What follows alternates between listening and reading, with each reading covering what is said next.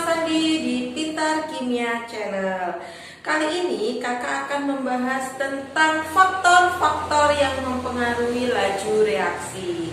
Minggu lalu kakak sudah membahas ya tentang pengertian laju reaksi, persamaan laju reaksi.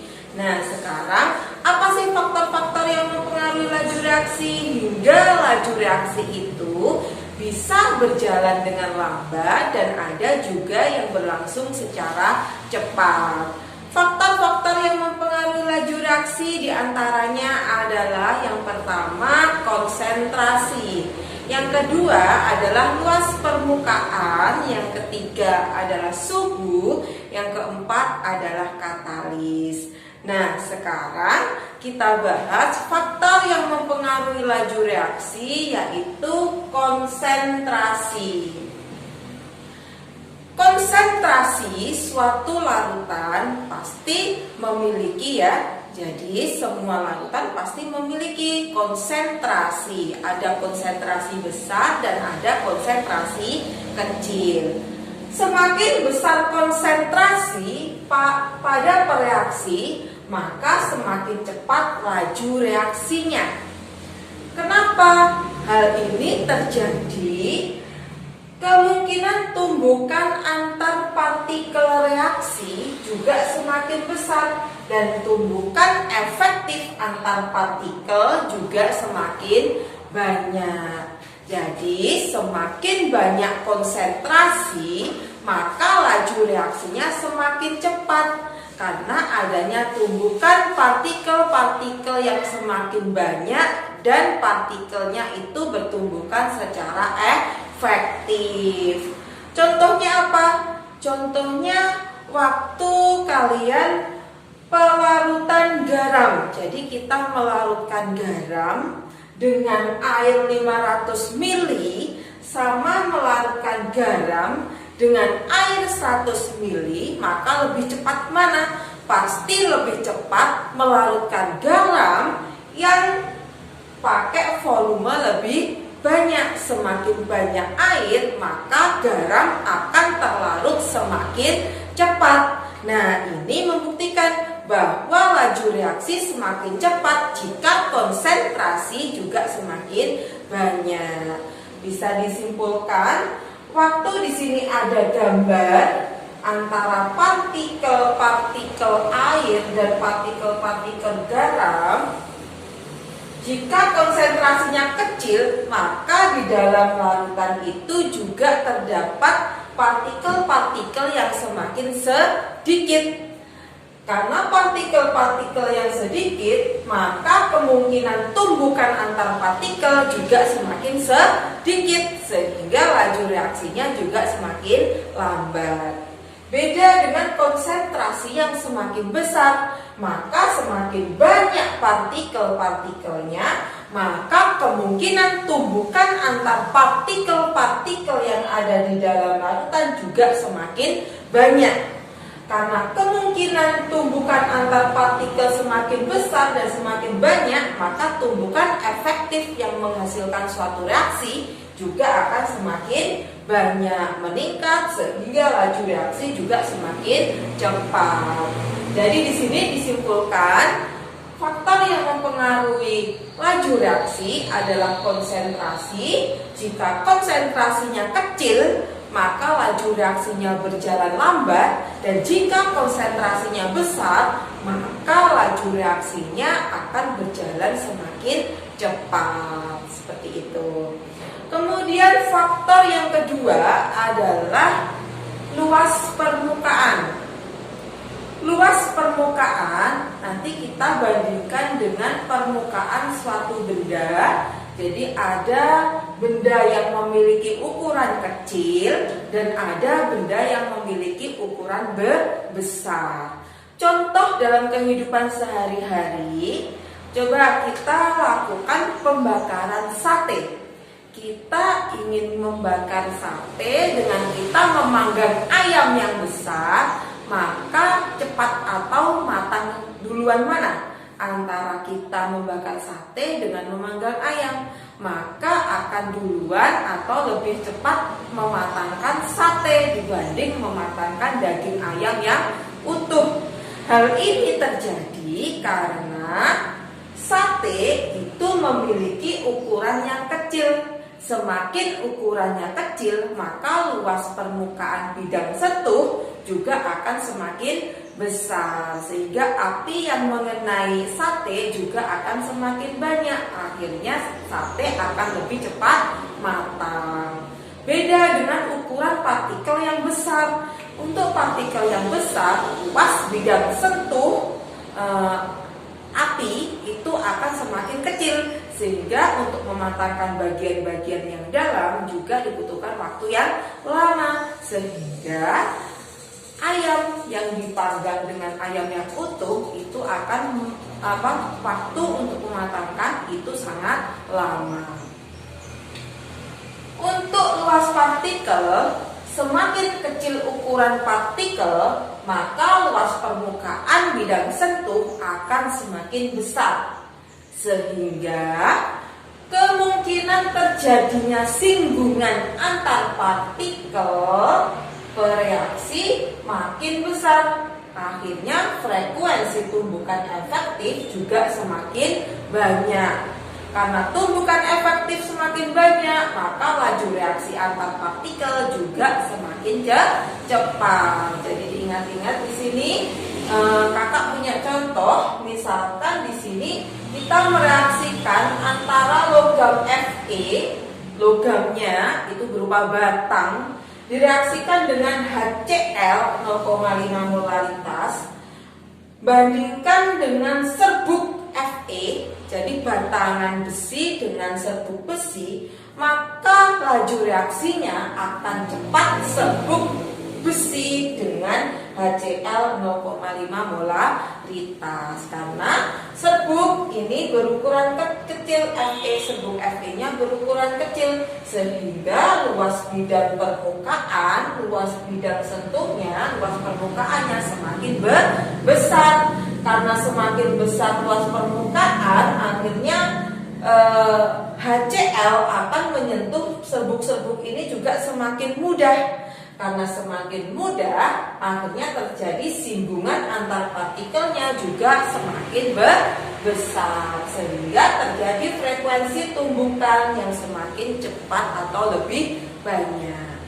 Beda dengan Fe yang berupa padatan, maka untuk mereaksikan juga semakin lama, karena di sini HCl itu bisa bersinggungan dengan partikel Fe itu cuma bagian luar, yang bagian dalam itu nanti masih lama atau sampai proses bagian dalam atau menunggu hancur gitu ya. Jadi di sini bisa kita simpulkan, luas permukaan besar atau ukuran partikelnya kecil, maka laju reaksinya semakin cepat. Sedangkan luas permukaan kecil atau ukurannya besar, maka laju reaksinya akan berjalan lambat. Ketiga adalah suhu. Suhu sering kita lihat dalam kehidupan sehari-hari. Ada suhu tinggi, ada suhu rendah. Mengapa waktu kita melarutkan air dengan gula dengan cara dipanaskan dan melarutkan air dengan gula dengan pakai air dingin, maka lebih cepat air yang dilarutkan dengan air gula waktu dipanaskan? Mengapa hal ini terjadi? Karena waktu suhu dinaikkan atau suhu dipanaskan pada suatu reaksi, maka energi kinetik dalam molekul-molekul reaktan juga bertambah. Karena energi kinetiknya bertambah, sehingga mengakibatkan gerakan antar molekulnya juga semakin cepat. Gerak molekulnya cepat, sehingga frekuensi tumbukan yang terjadi juga semakin besar. Karena frekuensi tumbukan antar partikelnya besar, maka tumbukan efektifnya juga akan semakin banyak. Semakin banyak tumbukan efektif, gerakan semakin cepat, energi kinetik semakin bertambah, maka laju reaksi juga akan semakin cepat. Sehingga di sini bisa disimpulkan, Kalau suhu dinaikkan, maka laju reaksi akan berjalan semakin cepat. Contoh dalam kehidupan sehari-hari kita sering jumpai apa? Yaitu sayur, daging yang disimpan di ruang terbuka atau di luar ruangan, maka akan lebih cepat membusuk ya di sini ya. Lebih cepat membusuk daripada waktu sayur dan daging itu disimpan di dalam lemari es. Mengapa hal ini terjadi? Karena waktu sayur dan daging itu disimpan di lemari es, maka suhu lemari es itu rendah sehingga menghambat laju reaksi pembusukan. Sedangkan di luar ruangan suhunya akan meningkat, suhunya bertambah sehingga dapat mempercepat laju reaksi pembusukan daging dan sayuran. Nah ini teman-teman, ini adalah salah satu contoh faktor laju reaksi yaitu berupa suhu. Jadi di sini bisa kita simpulkan suhu naik atau suhu tinggi maka laju reaksinya itu akan berjalan lebih cepat. Sedangkan suhunya rendah maka laju reaksi akan berjalan semakin lambat. Itu salah satu faktor yang mempengaruhi laju reaksi berupa suhu. Kemudian yang yang keempat adalah faktor laju reaksi yang mempengaruhi adalah katalis. Apa sih katalis itu? Katalis adalah zat yang dapat mempercepat laju reaksi tanpa mengalami perubahan kimia secara kekal atau permanen, sehingga pada akhir reaksi zat tersebut diperoleh kembali. Jadi di sini maksudnya adalah katalis itu fungsinya adalah suatu zat hanya untuk mempercepat reaksinya saja tanpa ikut bereaksi. Contoh dalam kehidupan sehari-hari adalah waktu kita membuat tape atau fermentasi tape, kita memerlukan apa di sini? Memerlukan ragi. Jadi ragi di sini fungsinya adalah sebagai katalis untuk mempercepat reaksi, yaitu katalis berperan mengubah glukosa yang ada di dalam tape, dalam ketela ya. Glukosa yang ada di dalam ketela itu dirubah menjadi alkohol dan gas karbon dioksida. Jadi di sini ragi ini adalah berperan untuk mempercepat laju reaksi pembentukan glukosa untuk dirubah menjadi alkohol dan gas karbon dioksida ya teman-teman. Karena itu pembuatan tape maka kita membutuhkan ragi. Ternyata ragi itu fungsinya adalah sebagai katalis untuk mempercepat reaksi pengubahan glukosa menjadi alkohol. Katalis itu perannya apa sih? Peran katalis di sini adalah berfungsi untuk menurunkan energi pengaktifan. Kalau energi pengaktifan turun, maka laju reaksi akan berjalan semakin cepat. Contoh di sini ada suatu reaktan menghasilkan produk tanpa katalis, maka laju reaksinya akan meningkat dulu. Nah, karena dia meningkat dulu, maka waktunya akan lama. Tetapi kalau menggunakan katalis, maka energi pengaktifannya ini diturunkan. Katalis itu perannya adalah menurunkan energi pengaktifan untuk mempercepat laju reaksi. Maka reaktan akan bereaksi. Nah, di sini tidak ke puncak dulu ya, tapi langsung menjadi produk. Inilah peranan katalis, yaitu menurunkan energi pengaktifan. Karena itu grafik yang tanpa katalis energi pengaktifannya tinggi, maka kalau grafik yang menggunakan katalis maka energi pengaktifannya adalah rendah atau turun. Jadi teman-teman Kita simpulkan ya di sini, faktor-faktor yang mempengaruhi laju reaksi yang pertama adalah konsentrasi, luas permukaan, suhu, dan katalis. Semakin besar konsentrasi, semakin cepat laju reaksinya. Semakin sedikit konsentrasi, semakin kecil laju reaksinya. Kemudian luas permukaan, semakin besar luas permukaan, laju reaksinya semakin cepat. Semakin kecil luas permukaan, laju reaksinya semakin sedikit. Yang ketiga adalah suhu. Suhu dinaikkan, laju reaksi cepat. Suhu turun, laju reaksi lambat. Yang keempat adalah menggunakan katalis. Reaksi yang menggunakan katalis, reaksinya berjalan cepat. Reaksi tanpa katalis, reaksinya akan berjalan lambat.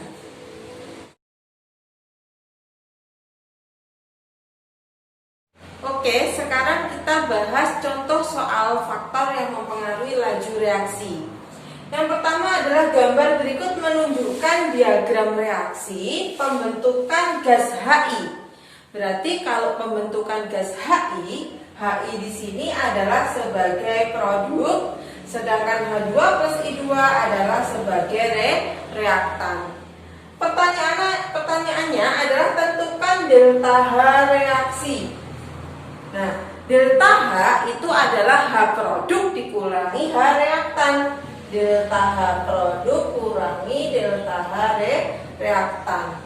Delta H itu adalah grafiknya dari sini dari produk ke reaktan. Ini namanya adalah delta H. Nah, berarti delta H produknya kan 48 kJ. Berarti 48 kJ dikurangi reaktannya adalah 12 kJ.